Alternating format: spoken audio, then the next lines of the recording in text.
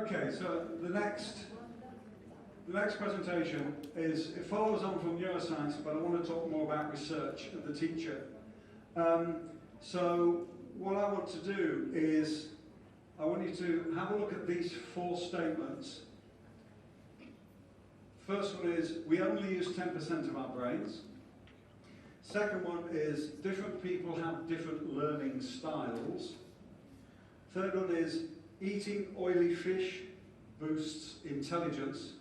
And the last one is, making mistakes boosts intelligence.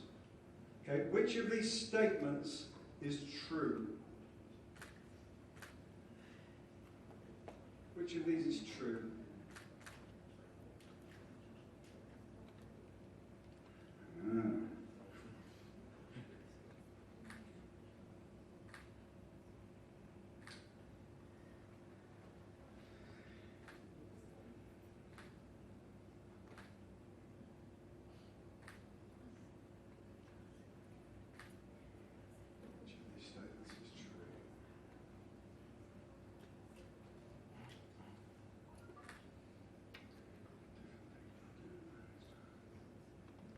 Okay, 7 people think we only use 10%.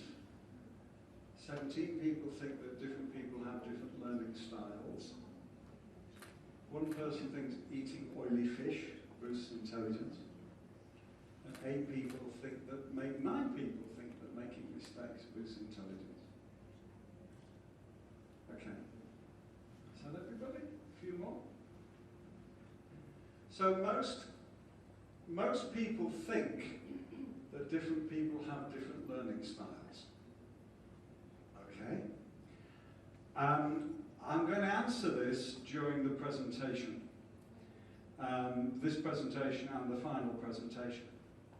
But, okay, I'm not going to answer it yet, but you will find out the truth very soon. Okay, can we switch to the presentation, please? It's teachers and research, that's the one. Okay, let's talk. I want to talk about research, and I want to talk about 2 things. I want to talk about what is called bad science. There is a lot of bad science, particularly around neuroscience.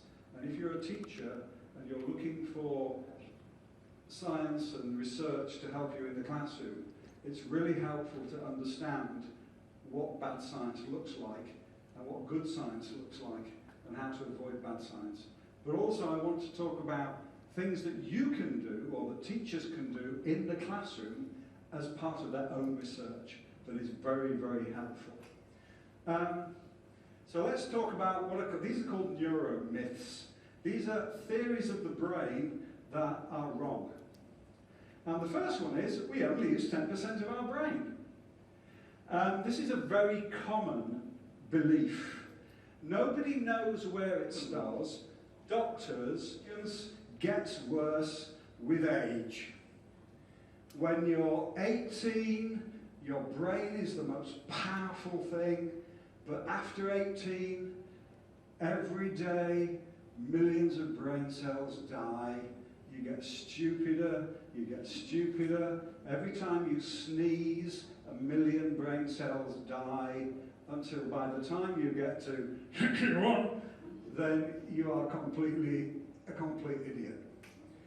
Not true. Totally not true. The brain can change and develop and learn throughout your entire life. If you don't suffer from illness, if you don't suffer from any type of illness, then you can continue to learn and develop throughout your entire life. Next one. Oh, this is kind of in answer to your question. You're going to love this.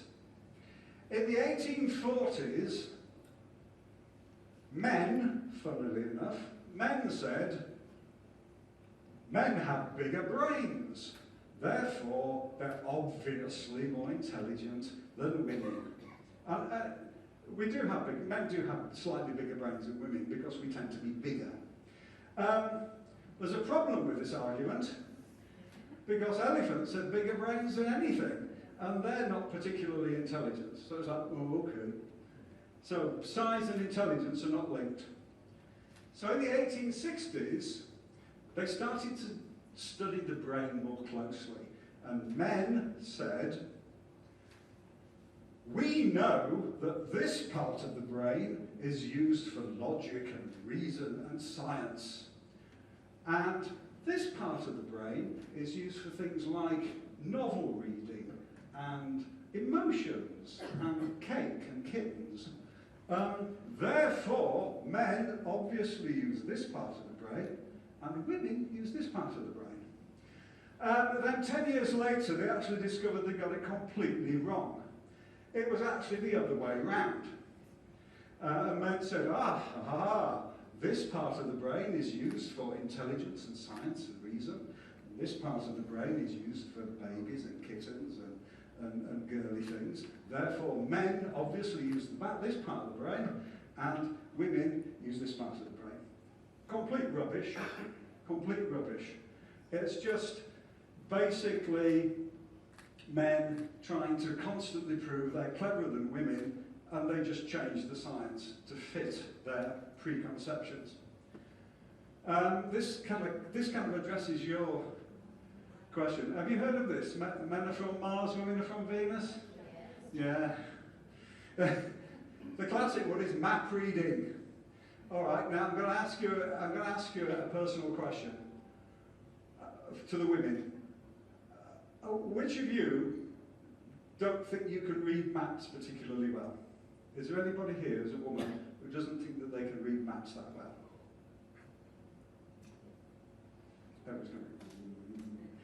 No, good, exactly right. It's rubbish. It's a classic sexist myth, and it's part of this men are from Mars and women are from Venus. Men can read maps, women can't read maps. They did some research in the US. They said, right, okay, we'll get some women and we'll get them to play 3D games. Let's get them to play some computer games. Get them to play 3D games, preferably horror games, but from first person. And they discovered that after 45 minutes to 2 hours of playing these games, women could read maps just as easily as men, no problem, in fact better. So what it is, it's a cultural thing. A lot of, there's this belief that women can't read maps, and some women internalize this and go, oh, I can't read maps. It's not true, it's rubbish. The fact that 45 minutes playing Resident Evil 7 will help you read maps perfectly just shows that there's no reason for this difference. It's a myth. This is the latest one. This is very new. This is about 5 years old, this. Girls like pink, boys like blue. Is that what you have here as well? In Romania?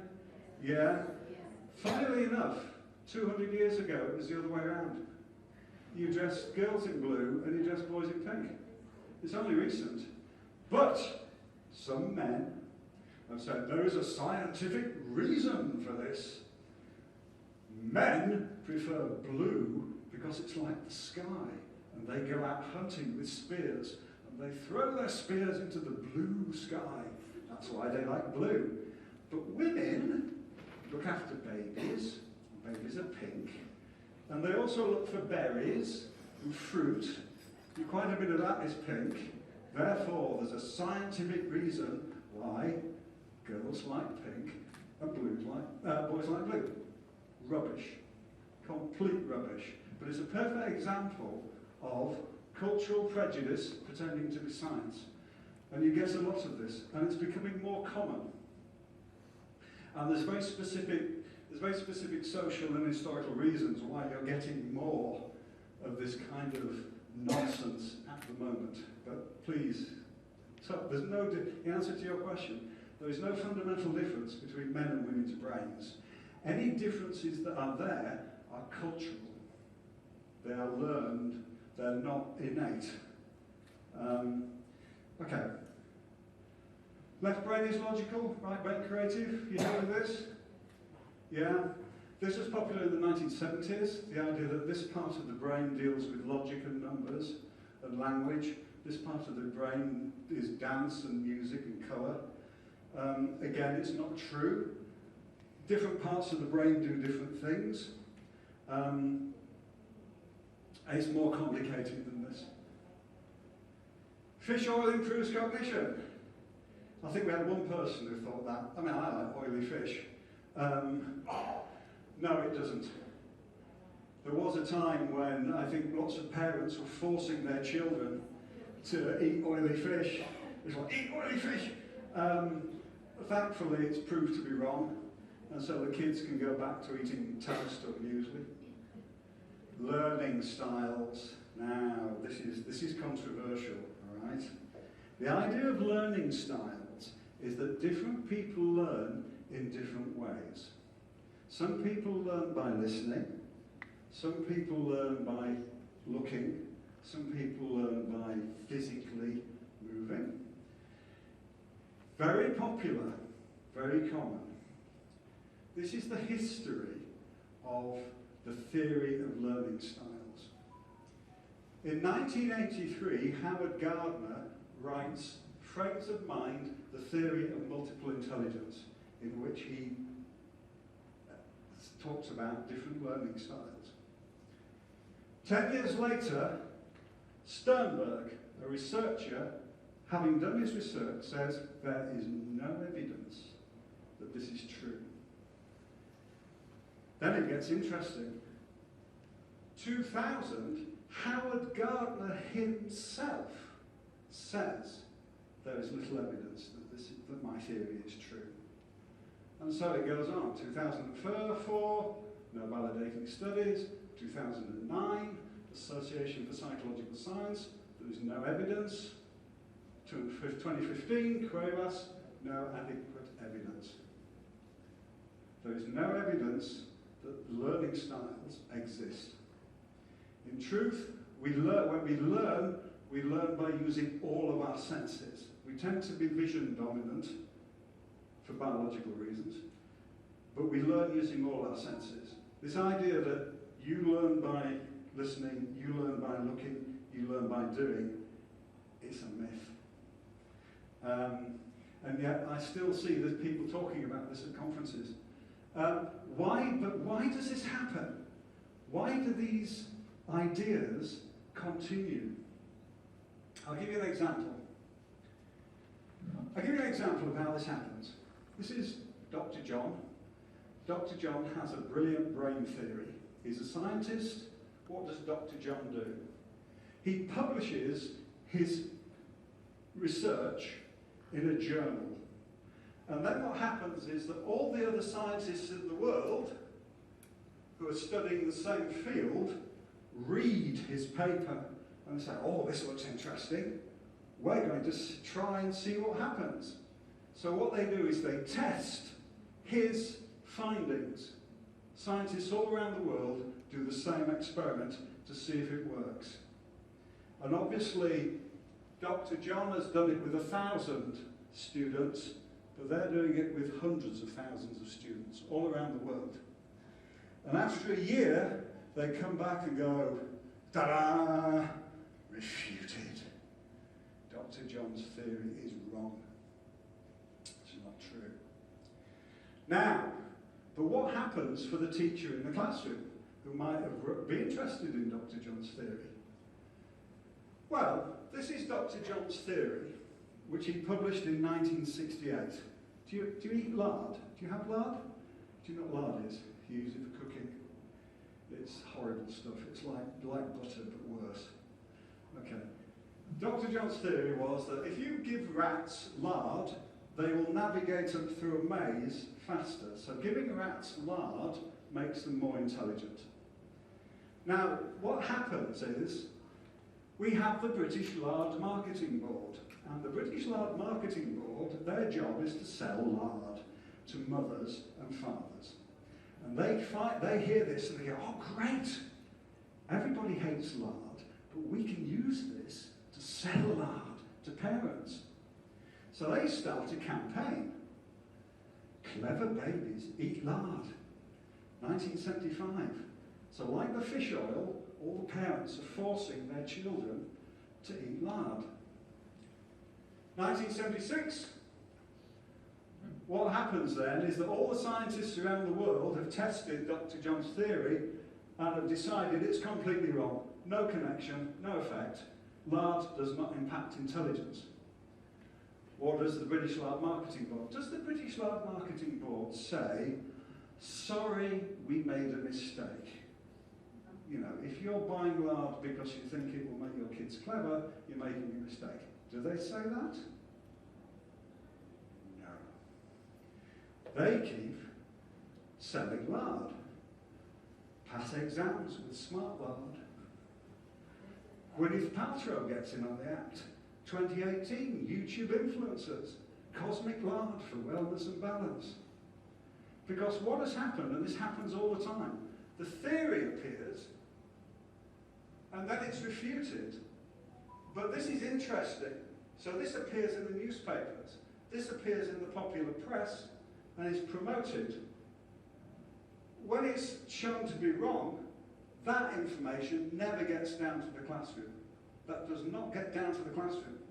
And so that's why learning styles, left brain, right brain, fish oil, that's why all these ideas continue, because there is a breakdown of communication between these two. And you also get moral panics. You get newspapers talking about moral panics. These are a couple of moral panics. This is from a British newspaper about 10 years ago. Facebook causes cancer. It's ridiculous. Another one is blue light. Blue light is bad for you. Have you heard of that one? You shouldn't show kids blue light because it's bad for them. It's like what colour's the sky? Yeah, it's ridiculous.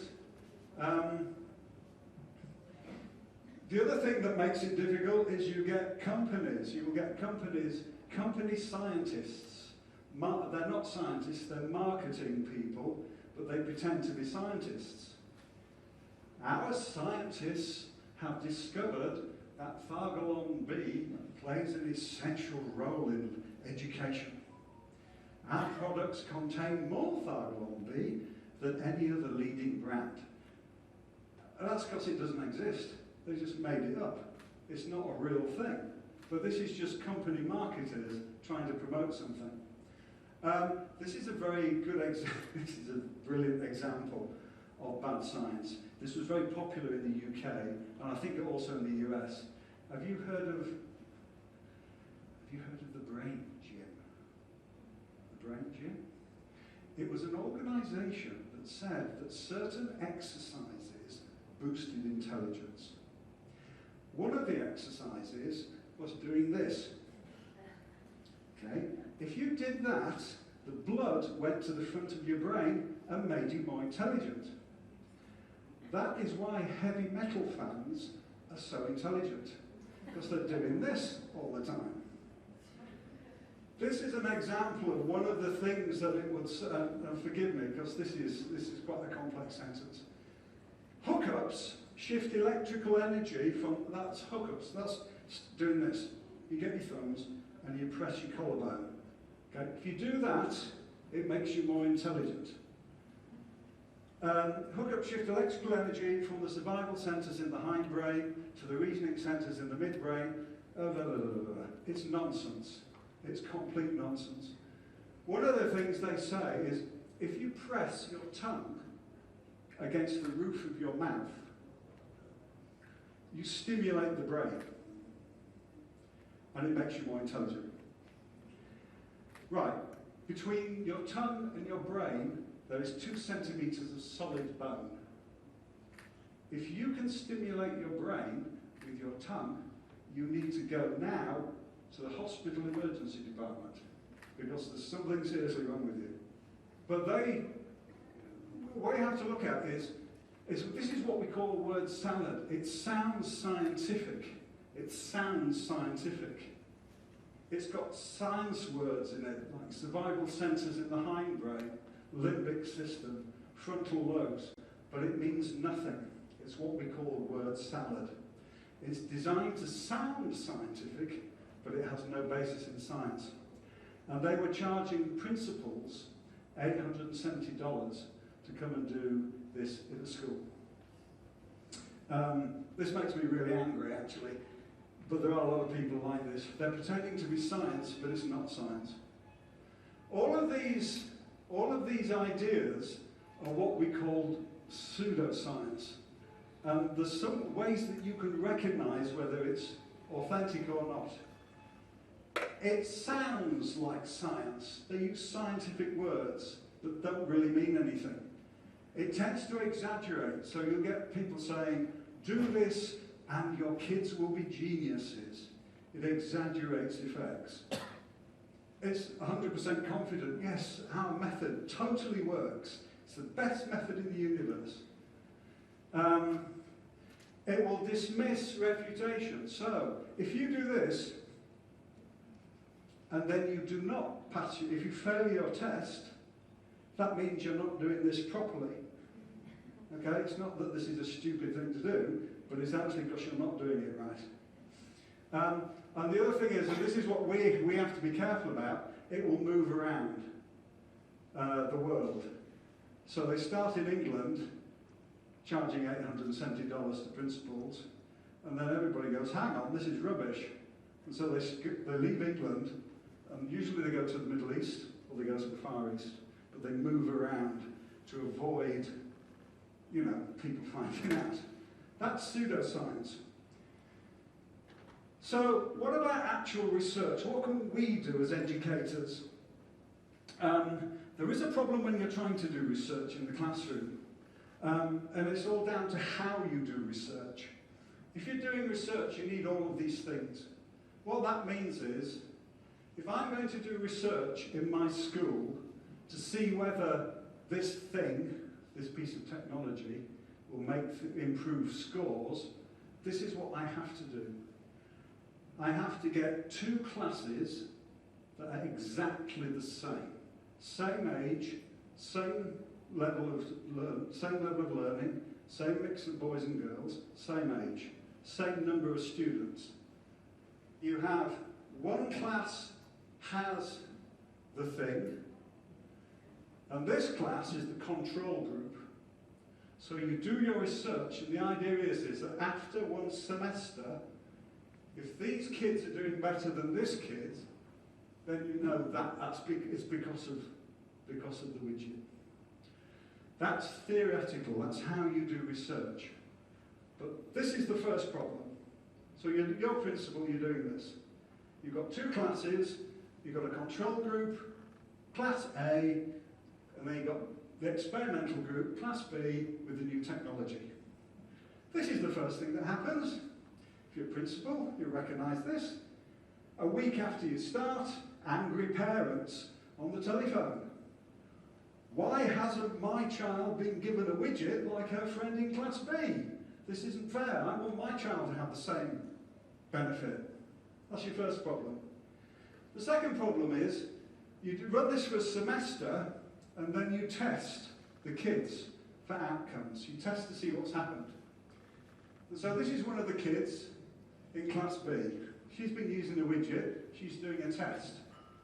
But maybe she didn't eat breakfast. Maybe she watched YouTube all night. Maybe her parents argued. Perhaps her brother was arrested by the police. Perhaps her pet cat died. All of these uncontrollable variables will have a bigger impact on whether she does well in a test than the widget. That's the problem that you've got. Academic research in schools is difficult because it takes years. A PhD takes 3 years, at least. Mine took 4 years, but 3 years. You're messing around with children's learning. That's the other thing. You know, you're not experimenting on rats. You're experimenting on real people with parents. And because you're doing it with real people, there are too many factors you cannot control to actually help themselves and help their colleagues. And action research is very simple. It's not trying to prove anything. What it is, it's getting teachers to think about what they're doing, choose one thing to change, try that change, see if it worked, and then document it. So it's using this cycle. So literally, a teacher gets a piece of paper and writes down my daily practice. If it didn't work, I'll try something else. I'll modify and try again. This is the action research cycle. And anybody can do this. It's not academic research. It's designed to help teachers think about what they're doing, think about little steps, little things that they can improve in order to their teaching to get better, but also to then share that with others, because it works very well in teams. If you get in a school, if you get a team of teachers working together, it's difficult, it's culturally difficult, because it can involve lesson observation. So I'm a teacher, I want to try something new, so I get my friend, the other teacher, to come and watch me, and then you feed back and tell me what I've been doing, what you think, worked, what didn't work. That takes a little bit of trust. You have to have trust in the classroom, you have to have trust in the school, that you're going to try something and the principal isn't going to research. And I think that is the best way of using research in the classroom. When we introduce Promethean into a school, we'll often work with the principal and the teachers to set up a little action research. Try this, did it work? Yes, it did, with my colleagues. Okay. And it's best to write it down. What you do is you're trying to set these up. But I hope that's been helpful. I hope that'll help you spot bad science, good science. I hope I've answered your question about men and women, and also talked a little bit about action research. So I think we're going to have another short break.